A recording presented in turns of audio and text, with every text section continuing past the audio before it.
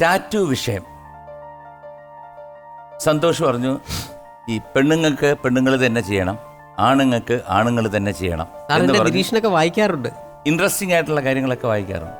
അതായത് ഇവിടെ ഒരു വിഷയമുണ്ടായി. ഒരു പ്രമുഖനായ ഒരു ടാറ്റു കലാകാരൻ അറസ്റ്റ് ചെയ്യപ്പെടുകയും അദ്ദേഹത്തിൻ്റെ അടുത്ത് സ്വകാര്യ ഭാഗങ്ങളിൽ ഇങ്ങനെ ടാറ്റു ചെയ്യാൻ പോയപ്പോൾ അദ്ദേഹം പീഡിപ്പിച്ചു എന്നാണ് ഞാൻ വായിച്ച ന്യൂസ്. എനിക്കറിയില്ല, ശരിയും തെറ്റും നമുക്കാർക്കും അറിയില്ല. അപ്പോൾ ഇതിന്മേൽ എല്ലാ വിഷയത്തിലും നിരീക്ഷണം നടത്തുന്ന ഒരു മനുഷ്യനായതുകൊണ്ട് ഇതിലൊന്ന് നിരീക്ഷിക്കണം എന്ന് തോന്നി. ഞാൻ പറഞ്ഞ ഇത്രയേ ഉള്ളൂ. ഇതുപോലുള്ള ഞാൻ പറയുന്നത് സാധാരണ കയ്യോ കാലോ എന്നല്ല, സ്വകാര്യമായ സ്ഥലങ്ങളിൽ നമ്മൾ ടാറ്റു ചെയ്യുമ്പോൾ കുറച്ചുകൂടി ഒരു സ്ത്രീയെ തിരഞ്ഞെടുക്കുന്നല്ലേ നല്ലത് എന്നാണ് ഞാൻ ചോദിച്ചത്. അല്ലാതെ അപ്പോൾ നിങ്ങൾ സ്ത്രീ വിദ്വേഷിയാണല്ലേ? സാർ, ഞാൻ ഉദ്ദേശിച്ചത് ഇപ്പം നമ്മൾ കയ്യോ കാലോ ഓക്കെയാണ്, അതല്ലാതെ നമ്മൾ വളരെ സ്വകാര്യമായ സ്ഥലങ്ങളിൽ ചില സ്ത്രീകൾ എന്തുകൊണ്ട് അങ്ങനെ വരുന്നു വെച്ച് കഴിഞ്ഞാൽ ഞാൻ മനസ്സിലാക്കുന്നത് ചിലപ്പോൾ കാമുകനോടുള്ള ഇഷ്ടമോ എനിക്ക് കാമുകനെ ഇഷ്ടമാണ് എന്ന് അങ്ങേര് വിശ്വസിക്കുന്നില്ല. അപ്പോൾ എങ്കിൽ അങ്ങനെ അങ്ങേരുടെ പേരടിക്കുന്നു, ഇങ്ങനെയൊക്കെ വരുന്ന ഒരു സിറ്റുവേഷനിൽ കുറച്ചുകൂടി നല്ലത്. അത് ശരിയാണോ അങ്ങനെ ഈ പേരടിച്ച് വയ്ക്കുന്നത്? സാർ, അതിപ്പോൾ ഓരോരുത്തരുടെയും നമുക്ക് ശരി തെറ്റും ആവേശിയാണല്ലോ. ഇല്ല, ആ കാമുകൻ തേച്ചിട്ട് പോയാലോ? പണിയാണ്, കാരണം പിന്നെ ഒന്നും ചെയ്യാനില്ല സാർ. അത് കാര്യം ഇതൊക്കെ എന്ന് പറയുന്നത് കുറച്ചും കൂടെ പണം കൂടുതൽ കയ്യിലുള്ളവരും അല്ലാതെ ഇപ്പോൾ വളരെ ഒരു കൂലിപ്പണിക്കാരൻ്റെ മോളൊന്നും ഇപ്പോൾ പോയിട്ട് ടാറ്റു അടിക്കാൻ, അവിടെ കോളേജിന് ഫീസ് അടയ്ക്കാൻ എങ്ങനെയുണ്ടെന്ന് ആലോചിക്കുന്നവരൊന്നും ഇപ്പോൾ പോയിട്ട് ടാറ്റു അടിക്കാൻ നിൽക്കില്ലല്ലോ. അല്ലാതെ സന്തോഷിന് ടാറ്റു ചെയ്യണമെന്നുണ്ടോ? എനിക്കെന്തോ ഇല്ല, താല്പര്യമില്ല, ഇതുവരെ ഇല്ല. അങ്ങനെ താല്പര്യം തോന്നിയാൽ എന്തായിരിക്കും ടാറ്റു ചെയ്യുന്നത്?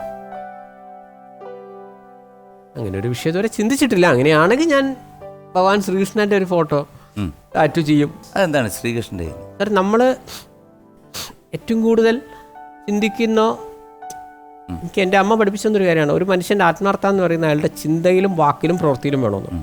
നമ്മുടെ സംസാരത്തിൽ ഡയലോഗ് അങ്ങനെ ഇത് മാത്രമല്ല, 3 കാര്യത്തിലും വേണം, ചിന്തയിലും വേണം. അപ്പോൾ എന്നെ സംബന്ധിച്ചിടത്തോളം ഞാൻ എൻ്റെ ഓർമ്മ വെച്ച നാൾ മുതൽ സാറിനോട് ഈ സംസാരിക്കുന്ന ഈ നിമിഷം വരെ ഞാൻ ഏറ്റവും കൂടുതൽ ചിന്തിച്ച ശ്രീകൃഷ്ണനെ കുറിച്ചാണ്.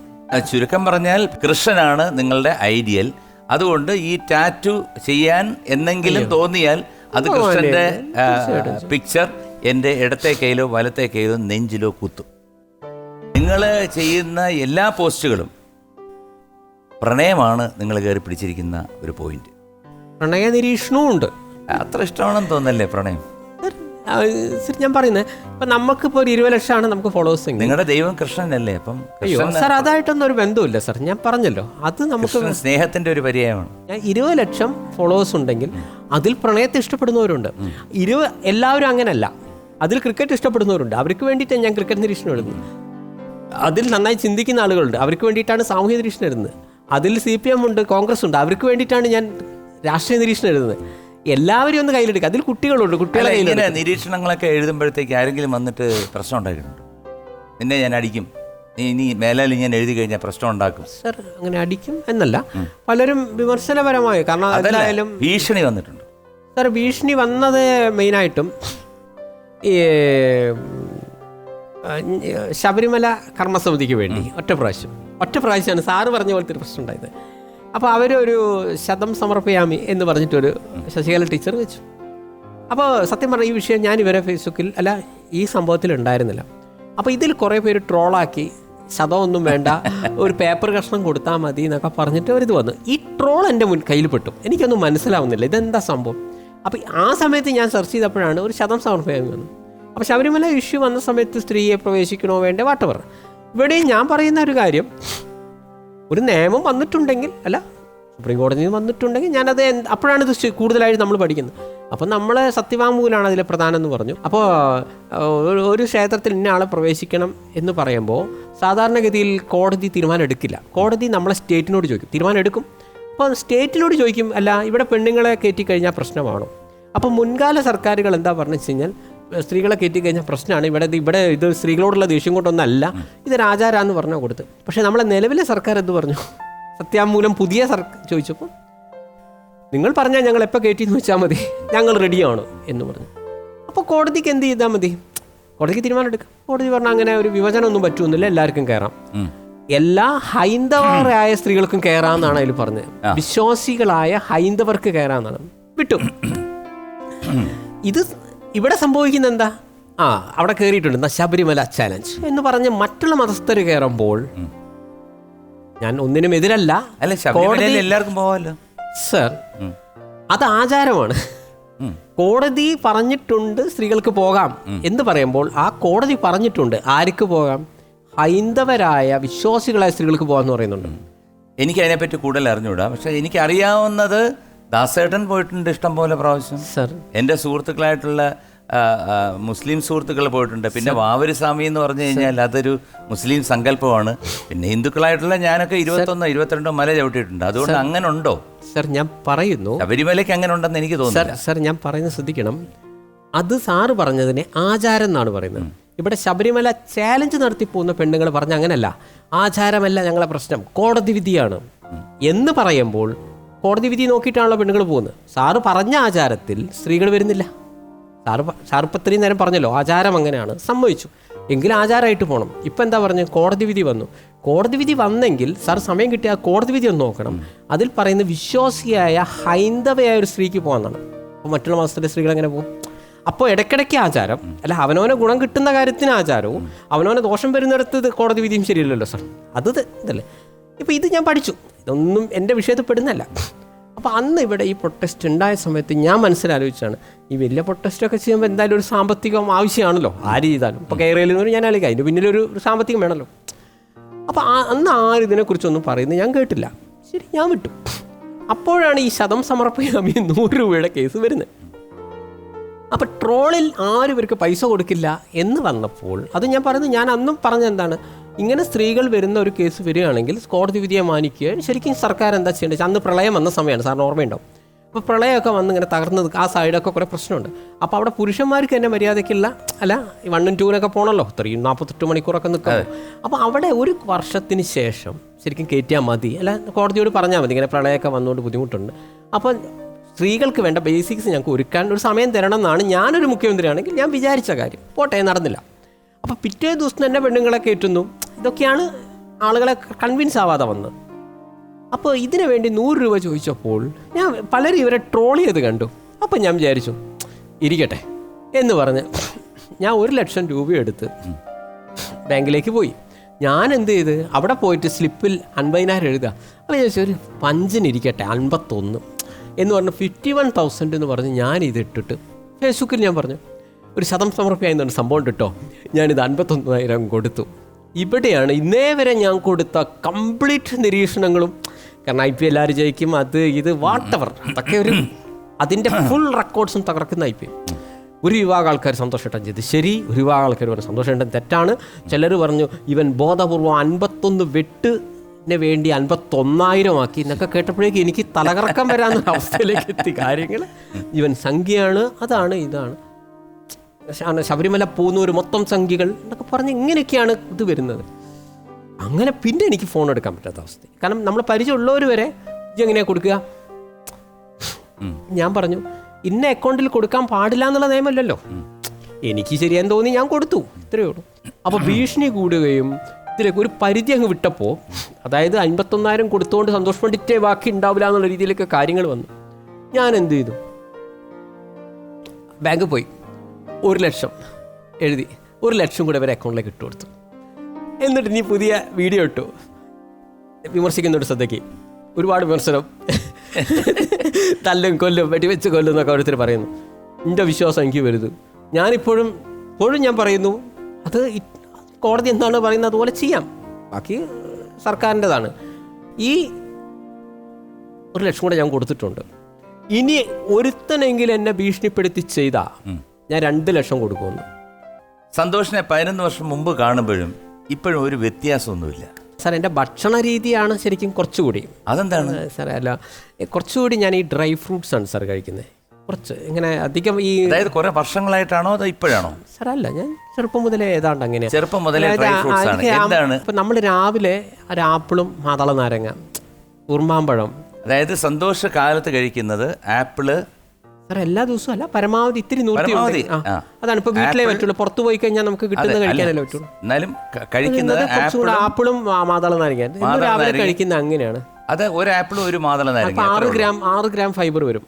ഈ ഏവറേജ്. അല്ല, ഞാൻ ചോദിക്കുന്നത് അത് മാത്രമേ കഴിക്കത്തുള്ളൂ, ഈ ഇഡ്ഡലി ദോശ ഒന്നുമില്ല? പരമാവധി വീട്ടിലില്ല, പുറത്ത് പോകുമ്പോഴേ അത് കഴിക്കുന്നുള്ളൂ. പിന്നെ പിന്നെ നമ്മൾ എന്താ വെച്ച് കഴിഞ്ഞാൽ ബദാം, ഞാൻ തലേ ദിവസം എപ്പോഴും രാത്രി ബദാം വെള്ളത്തിലിട്ട് വെച്ചിട്ടുണ്ടാവും. ബദാം, അതുപോലെ പിസ്ത, വാൽനട്ട് എന്നൊക്കെ വെള്ളത്തിലിട്ട് വയ്ക്കും.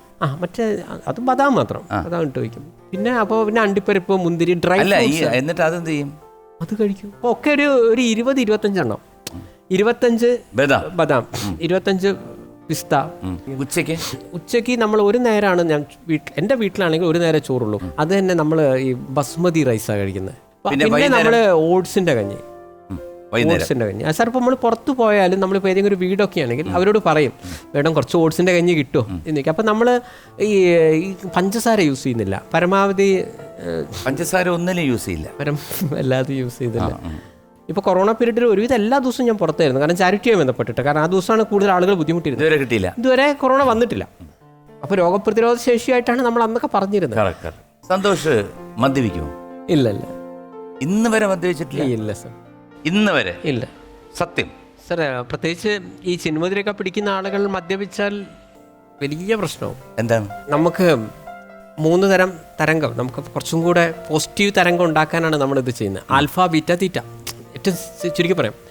അപ്പോൾ നമ്മൾ എന്ത് ചെയ്യുമ്പോഴും നമ്മുടെ ശരീരത്തിൽ ആൽഫയോ ബീറ്റയോ തീറ്റയോ 3 തരം തരംഗം ഉണ്ടാവും. സാധാരണ മനുഷ്യന്മാർക്ക് ബീറ്റ വരിക നമ്മൾ കഴിക്കുന്നതൊക്കെ. സാറേ എക്സാമ്പിൾ പറയാം, ഒരു പെൺകുട്ടി, എക്സാമ്പിൾ പറയുമ്പോൾ എളുപ്പമുണ്ടല്ലോ.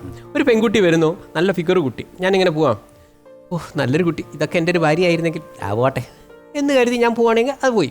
വിചാരിക്കും നല്ലൊരു കുട്ടി, എങ്ങനെ എന്താണ് ഒന്ന് തട്ടി അങ്ങ് പോകുന്ന വെച്ചിട്ട് ഞാൻ എന്ത് ചെയ്യുന്നു, ഈ കുട്ടി വരുമ്പോൾ കറക്റ്റായിട്ടൊരു ഫോണ് ടക്ക് എന്ന് പറഞ്ഞ് തട്ടി, സോറി മാഡം. അപ്പോൾ നമ്മൾ ഇത് 2 ചിന്ത വന്നു.